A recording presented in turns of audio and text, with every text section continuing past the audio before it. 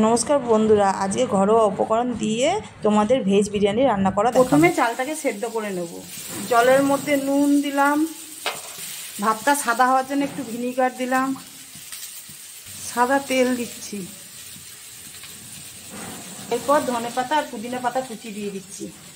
এবার জলটাকে ফুটতে দেবো। চালটাকে 1 ঘন্টা আগে ভিজিয়ে রেখেছিলাম। জলটা ফুটে গেছে, এবার চালটা দিয়ে দিচ্ছি।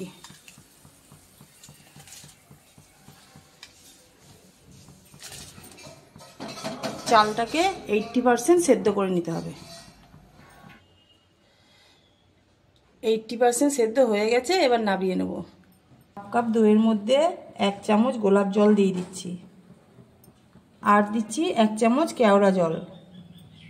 এবার দিচ্ছি ফুড কালার, আর দেবো মিঠা আতর। এরপর এগুলোকে মিশিয়ে নেব। কড়াইয়ে তেল দিচ্ছি, তেলে তেজপাতা দিচ্ছি, ক্যাপসিকাম কুচি দিচ্ছি।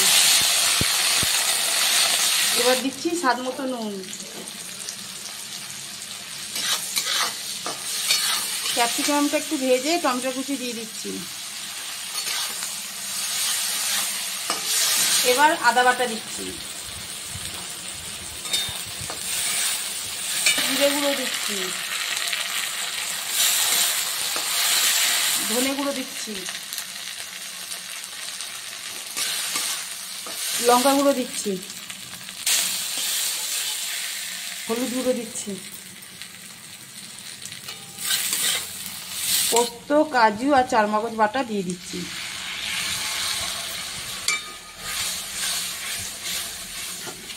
আলু, এঁচোড়, পনির, সয়াবিন নুন হলুদ দিয়ে ভেজে রেখেছি। এবার এগুলো দিয়ে দিচ্ছি।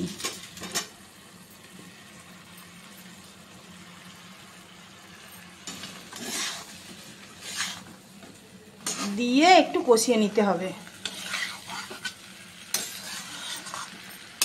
কষিয়ে এবার গরম মশলার গুঁড়ো দিচ্ছি, আর দিচ্ছি বিরিয়ানি মশলা। এবার গ্যাসে তাওয়া চাপাচ্ছি, তার উপরে কড়াইটা বসিয়ে দিচ্ছি। এর মধ্যে বিরিয়ানিটা লেয়ার করে বসাবো। কড়াইয়ে প্রথমে দিচ্ছি সাদা তেল, আর দিচ্ছি ঘি। তেল আর ঘিটা চারধারে ছড়িয়ে নিতে হবে। এবার লেয়ারিং করছি।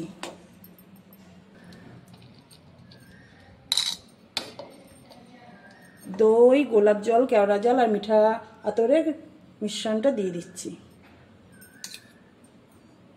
আর দিচ্ছি ধনেপাতা আর পুদিনা পাতার কুচি।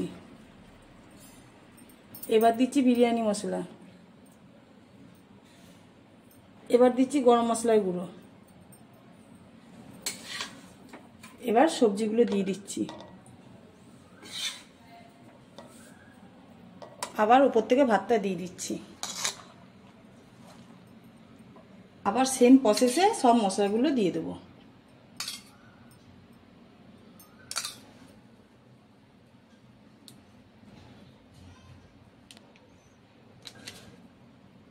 শেষে ঘি দিয়ে ঢেকে দেবো। এটা 10 মিনিট দমে থাকবে। বিরিয়ানি রেডি।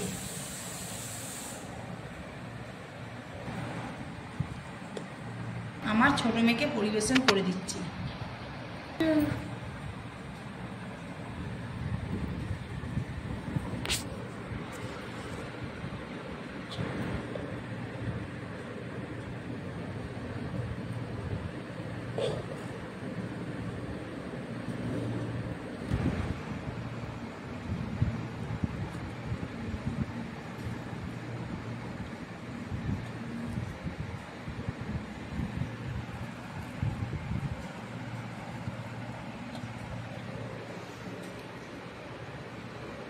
আমার মেয়ের তো ভালোই লেগেছে।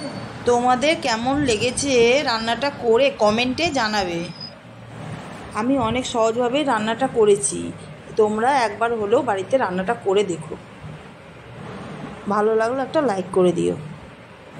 আজকের মতো ভিডিওটা এই পর্যন্ত। আবার নেক্সট দিন দেখা হবে একটা নতুন রান্না নিয়ে।